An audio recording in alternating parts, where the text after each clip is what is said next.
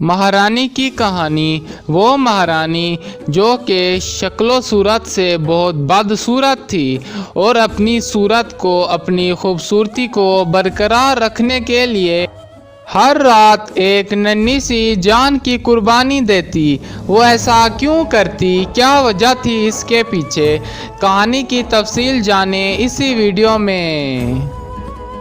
रानी की कहानी। वो रानी जो कि बचपन से ही काली थी, बदसूरत थी और हमेशा यही सोचती रहती कि एक दिन मैं भी खूबसूरत हो जाऊंगी बाकी सारी लड़कियों की तरह। उस रानी की ज़िंदगी दूसरी लड़कियों से बिल्कुल मुख्तलिफ थी, क्योंकि बचपन में ही उसके सर पे बहुत सी जिम्मेदारियां आ गई। बचपन में उसके दोनों माँ बाप एक जंग में मारे गए और कम उम्र में ही उसने सल्तनत संभाली, सल्तनत पे तख्त नशीन हुई। धीरे धीरे वक्त गुजरता गया, उसकी उम्र बढ़ती गई और उसका तजर्बा भी बढ़ता गया, मगर एक चीज़ उसमें वैसी ही रही बचपन से लेके जवानी तक कि उसका रंग बहुत काला था, जिसकी वजह से वो बदसूरत थी और आईने पे खुद को देखना भी पसंद नहीं करती थी। सल्तनत में जाती, सल्तनत के लोग छुप छुप के हंस रहे होते कि इतनी काली औरत हमने अपनी ज़िंदगी में नहीं देखी, क्योंकि वो सल्तनत की महारानी थी। उसके हाथों में इतने इख्तियारात थे कि वो किसी को भी चाहती तो फांसी पे चढ़ा सकती थी। इस वजह से सब डर के मारे रानी का मजाक तक न उड़ाते। रानी की सल्तनत दिन ब दिन तरक्की करती जा रही थी और सल्तनत सब फतह करती जा रही थी, उसका रकबा बढ़ता जा रहा था, मगर रानी को खुशी ना हो रही थी। वो सिर्फ और सिर्फ एक बात को लेके बैठी कि मैं खूबसूरत हो जाऊं। उसने तरह तरह के टोटके अपनाए, मगर कुछ भी असर ना पड़ा। जैसे उसका रंग काला था वैसे का वैसा ही रहा। फिर उसने उसी सल्तनत में एक औरत के बारे में सुन रखा था कि सल्तनत के बहुत दूर उस औरत ने अपना एक आलीशान घर बनाया हुआ है। उस बूढ़ी औरत ने घर में तरह तरह की अद्वियात बनाई हुई है जो कि शीशे की बोतल में बंद है। उनके रंग एक दूसरे से मुख्तलिफ हैं, कोई नीली कलर की, कोई काली कलर की, कोई पीली कलर की। ऐसे तरह तरह की उस औरत ने अलग अलग चीज़ों के लिए अद्वियात बनाई हुई थी। वो रानी अपना कालापन दूर करने के लिए छुपती छुपाती उसके घर को पहुंच गई। पहुंचते ही उसको पहला सवाल किया कि मैंने सिर्फ सफ़ेद होना है, अपने इस काले रंग से मैं छुटकारा पाना चाहती हूँ। कुछ ऐसा बताओ मुझे कि मैं गोरी हो जाऊँ और जो लोग मेरी पीठ पीछे मेरे काले रंग का मजाक उड़ाते हैं उन सब की ज़बानें बंद हो जाएं, क्योंकि मैं इस सल्तनत की रानी हूँ। इस वजह से किसी की हमाकत नहीं होती कि मेरे मुंह पे आकर कोई बात करे।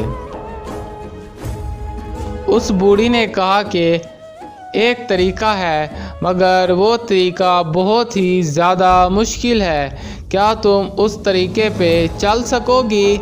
रानी इतना परेशान, इतनी मुश्किलात देख चुकी थी, तरह तरह के लोग उसकी बेइज्जती कर चुके थे, उसकी पीठ पीछे उसके काले रंग का मजाक उड़ा चुके थे। इस वजह से रानी दिल बर्दा हो चुकी थी और अपने रंग को सफ़ेद करने के लिए कोई भी कीमत उठाने को तैयार थी। फिर रानी ने उस बूढ़ी को कहा कि मैं तैयार हूँ तुम्हारी हर शर्त को कबूल करने के लिए। तब उस बूढ़ी ने रानी को एक बोतल दी शीशे की, जिसमें एक दवा मौजूद थी, और उस रानी को कहा कि अपने महल में जाओ और हर दिन जैसे ही रात होने वाली हो, सूरज ढलने वाला हो, तभी तुमने इस दवा को निकाल कर अपनी सल्तनत के किसी भी शख्स का खून निकाल के इस दवा में डाल के अपने काले रंग पे लगा देना है और चंद मिनटों में तुम्हारा रंग इतना सफ़ेद हो जाएगा, इतना सफ़ेद हो जाएगा कि किसी का भी पूरी सल्तनत में ऐसा रंग ना होगा। रानी ने उस बूढ़ी के कहने के मुताबिक बिल्कुल ऐसा ही किया।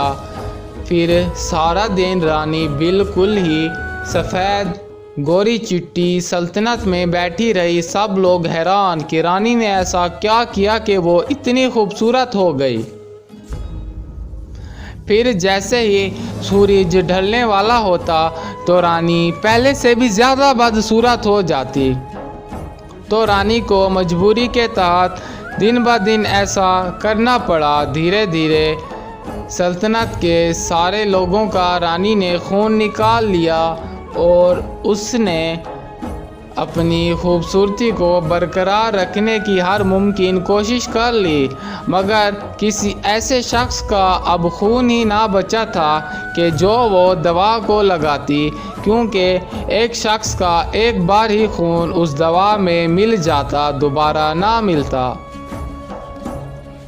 रानी परेशानी के मारे 1 साल बाद उस बूढ़ी के पास वापस गई और अपनी परेशानी का उस बूढ़ी को बताया।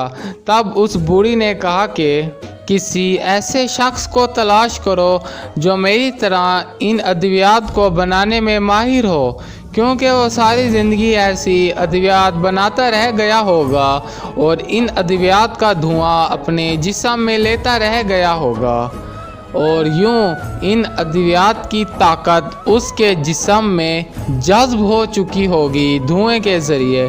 तो उस इंसान का 2 गुना ज़्यादा खून इस दवा में मिला दो तो ये दवा तुम्हें अपनी सारी उम्र के लिए काफ़ी है। तभी रानी के